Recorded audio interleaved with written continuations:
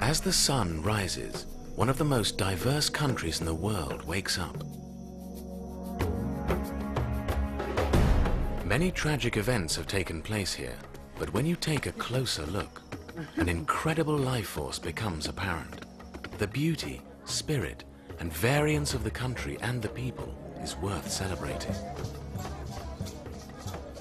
Ethiopia has an abundance of ecological niches with amazing diversity. In the east, you find one of the hottest places on Earth.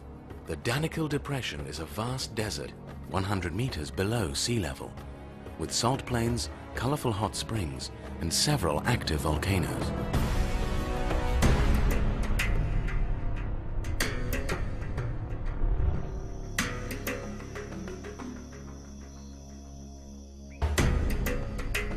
In the west, the rainforest is still filled with bountiful life.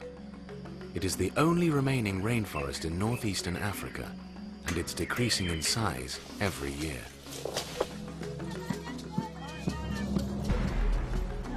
The Sof Omar cave in the southeast almost looks man-made with its great sandstone entrance.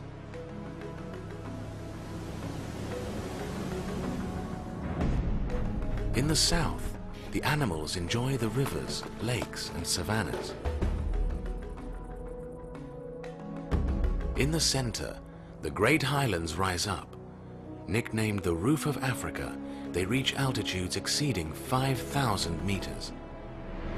They provide a unique habitat for many species of animals not found elsewhere. It was in these mountains that the first capital was founded and the Christian civilization started. It is a land of many legends and mysteries. The rock-hewn churches of Lalibela puzzle scientists still to this day. People have adapted for millennia in their vastly different surroundings. This has resulted in a flora of cultures, languages, and traditions.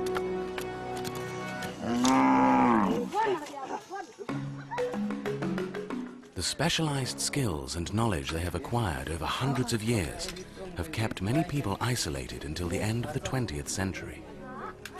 We will visit some of the people and the land they live in search of that powerful life force in their lives beyond the headlines.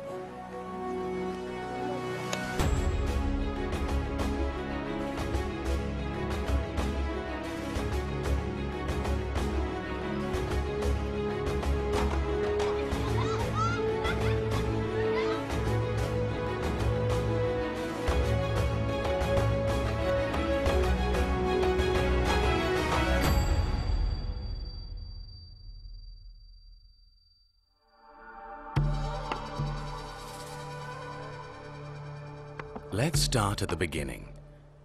This is Aksum, the first known capital of Ethiopia, founded some 3,000 years ago. Ethiopian history is much older than that. Lucy, one of the oldest humanoid skeletons dating back 3.2 million years, was found in the Danakil Desert. Even though empires like the Greeks and Egyptians have 5,000-year-old records of contact with the Ethiopians, there is almost nothing written down in Ethiopian history about the time before Aksum. Aksum is known for the obelisks standing some 27 meters tall and weighing over 500 tons. They were carved out of one piece of granite at a quarry some distance from where they were erected. No one really knows how they were moved from the mountainside. The largest obelisk is thought to have toppled over at the time of erection and is, according to legend, covering the grave of the Queen of Sheba. Her legend is of greatest importance to the Ethiopians and has influenced numerous cultures around the world. She is mentioned both in the Bible and the Quran. These are the ruins of Queen of Sheba's palace and the artifacts left behind. According to legend, the Queen, impressed by King Solomon's wisdom and power, traveled to visit him in Jerusalem.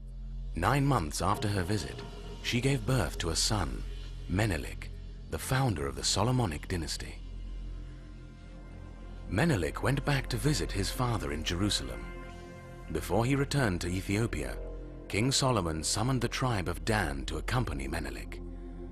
On their return to Ethiopia, they brought the Ark of the Covenant with them. Today, a replica is kept in all the major churches in Ethiopia to ensure it will not leave the country. The Solomonic dynasty ended only 30 years ago with the death of Haile Selassie, the 225th emperor of the dynasty. Remains and many tombs of the old emperors are open to the public in Aksum. The Aksumite Empire went to its grave in the 9th century.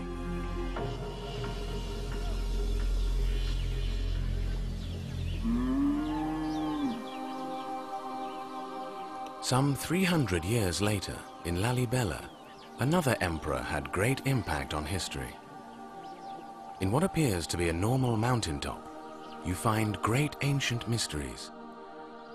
Beta Georgis, the House of St. George, is one of hundreds of rock-hewn churches in Ethiopia. Each one cut straight out of the volcanic mountain. Every detail carved out by hand produces a structure that is hard to imagine as one single piece of rock.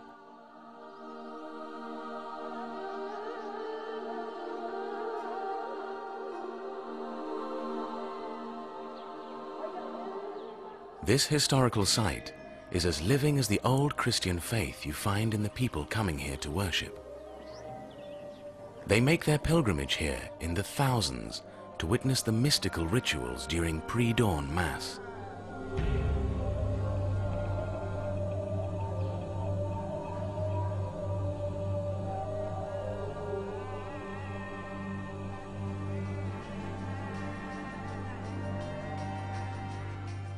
The passage to the church entrance leads down through narrow paths and tunnels.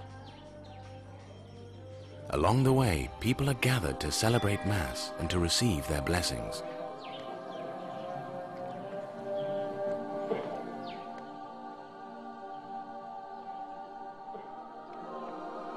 Christianity was introduced to the Ethiopians in the 4th century.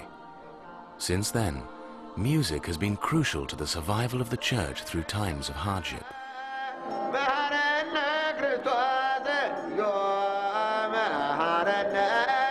It still plays a central role in the ceremonies and creates an atmosphere from a different time.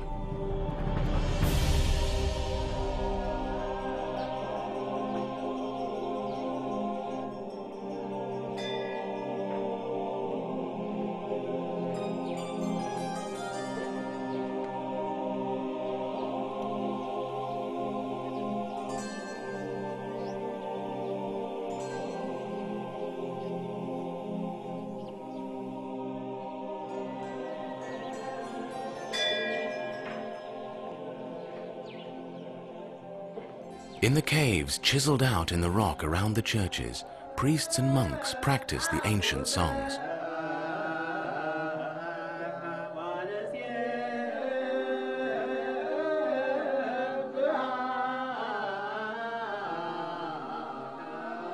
Many of the monks live in the walls around the churches. Small caves and chambers have been cut out to provide sleeping quarters. Connected by tunnels and narrow passages, Lalibela has 11 of the greatest rock churches in Ethiopia. It is still a mystery how these churches were created, but most Ethiopians agree the myth of King Lalibela holds the answer. In the 12th century, a prince was born in Roha, the old name for Lalibela.